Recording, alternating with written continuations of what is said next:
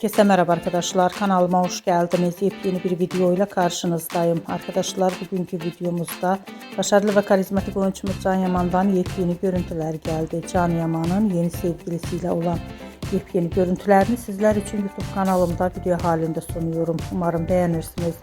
Arkadaşlar, videomu beğendiyseniz kanalımı izlemeyi ve bildirim butonuna basmayı unutmayın. Şimdilik benden bu kadar olsun. Yeni videomuzda görüşmek üzere. Hoşça kalın.